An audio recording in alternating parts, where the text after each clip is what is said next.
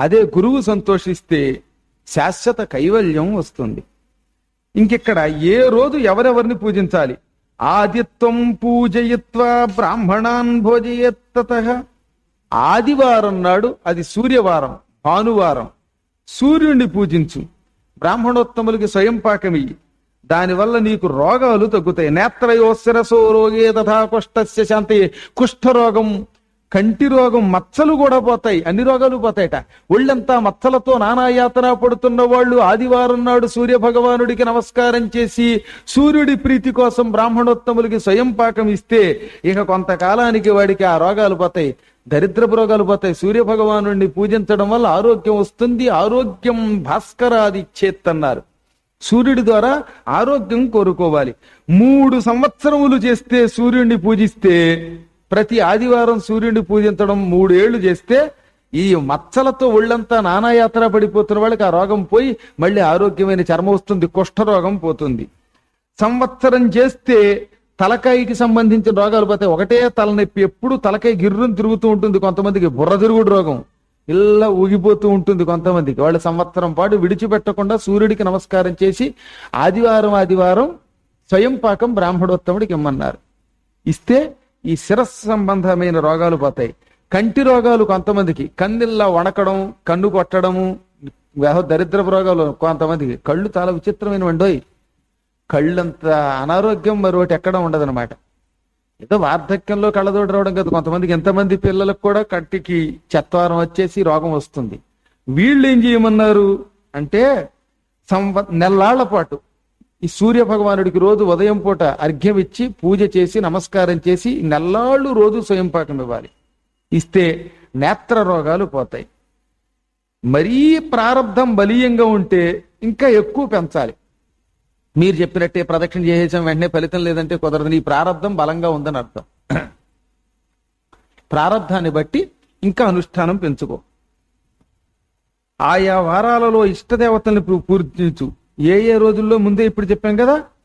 ఆదివారం నాడేమో సూర్య భగవానుణ్ణి, సోమవారే చ లక్ష్మ్యాదీన్ సంపదర్థే యజేద్బుధగా.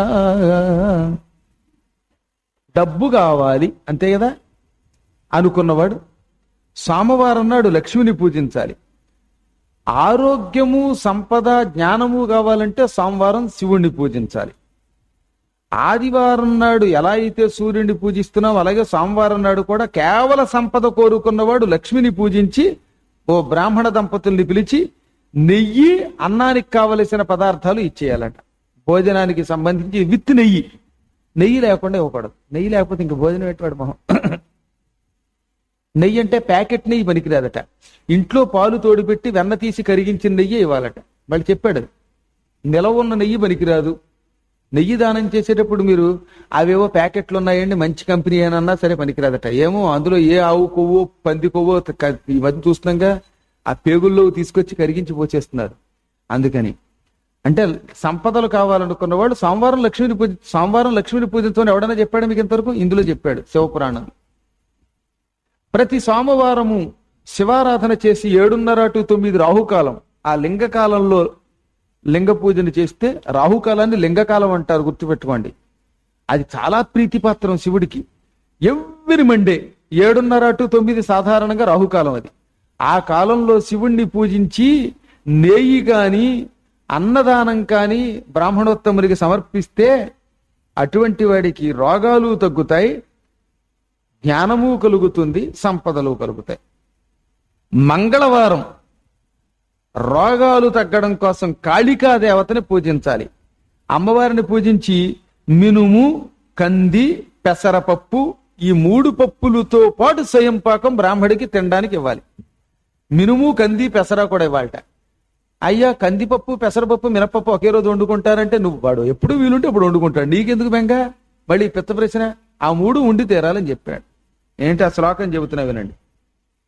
కాళ్యాదీన్ భౌమవారేతు యజేత్ రోగ ప్రశాంతయే. రోగ ప్రశాంతయే, రోగం తగ్గడానికి యజేత్తు పూజించవలెను. ఎవరు? కాళి ఆదీన్, కాళిక వంటి దేవతల్ని, అమ్మవార్లని. ఏ రోజు? భౌమవారేతు అంటే మంగళవారం. అప్పుడు ఆ రోజు ఏమేంటి? మాష అంటే మినుములు, ముద్దగా పెసలు, ఆఢకం అంటే కందిపప్పు. ఈ 3 పప్పులు దానం చేయాలట. కిలో కందిపప్పు. ఎంత కష్టం ఇప్పుడు మరి. ఈ మధ్యన పెసరపప్పు కూడా రేట్లు పెరిగిపోయి. అయినా మరి ఏం చేస్తాం, రోగం తెచ్చుకున్నాక మరి పాపాలు చేసి చచ్చినట్టు ఇవ్వగలం.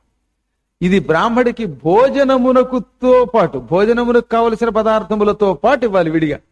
భోజనానికి ఓ 2 కూరగాయలు, ఏదో బియ్యం, నెయ్యి ఇలాంటివి ఉంటాయిగా, వాటితో పెరుగు, వాటితో పాటుగా ఈ 3 కూడా ఇవ్వాలి. సౌమ్యవారే తథా విష్ణుం దధ్యన్నే నయ్యజేద్బుధః పుత్రమిత్ర కళత్రాది పుష్టిర్భవతి సర్వదాగా. బుధవారం నాడు విష్ణుమూర్తిని పూజించండి. ఎందుకు అంటే కొడుకులు, మిత్రులు, భార్య మనతో కలిసిమెలిసి ఆరోగ్యంగా ఉండడానికి. మొగుడు పెళ్ళాలు ఢీ అంటే ఢీ అని కొట్టుకుని విడిపోవడాలు, అలిగిపోయి మొగుడి ఇంట్లోంచి 2 రోజులు 3 రోజులు పోవడాలు, ఇవన్నీ ఏమిటనుకుంటున్నారు మరి? దానికి శాంతికి ఏం చెప్పాడు? బుధవారం నాడు విష్ణుమూర్తిని దధ్యన్నం నైవేద్యం పెట్టి, పెరుగన్నం అనమాట, పోపెట్టిన పెరుగన్నం నైవేద్యం పెట్టి ఆరాధించి స్వయం పాకం బ్రాహ్మడికి దానం చేయాలి. ఇది బుధవారం 9 వారాలు పెట్టుకోండి. ఇలా చేస్తే మొగుడు పెళ్ళాలు కలిసి ఉంటారు, కొడుకులు బాగుంటారు, మిత్రులు ఉంటారు. కొంతమందికి ఏంటో ఇవాళ వీళ్ళతో స్నేహం ఉంటే మర్నాడు వాళ్ళతో విరోధం, అత్తమాటు విరోధాలు వచ్చేస్తూ ఉంటాయి. ఆడవాళ్ళకి వరి ఎక్కువగా ఉంటాయి. ఎక్కువగా నేనలేదు బాబోయ్, మళ్ళీ మీరు బయటికి వెళ్ళాక నా మీద పడకండి. ఇందులో అన్నాడు, కలియుగంలో ఆడవాళ్ళకి తొందరగా తగాదాలు వచ్చేస్తాయి. 2 రోజులు వీళ్ళిద్దరు కలిసి ఉంటే 3వ రోజు విడిపోవచ్చు. చెప్పలేం, అంటే వీళ్ళు విడిపోతారని కాదు. అందువల్ల అలా విడిపోతున్న వాళ్ళు ఇలా బుధవారం నాడు కలిసి ఉండేలా ఉండమన్నారు. స్వస్తి ప్రజాభ్య పరిపాలయంతాం న్యాయేన మార్గేణ మహీం మహీజాః గోబ్రాహ్మణేభ్యః శుభమస్తు నిత్యం. లోకాః సమస్తాః సుఖినో భవంతు.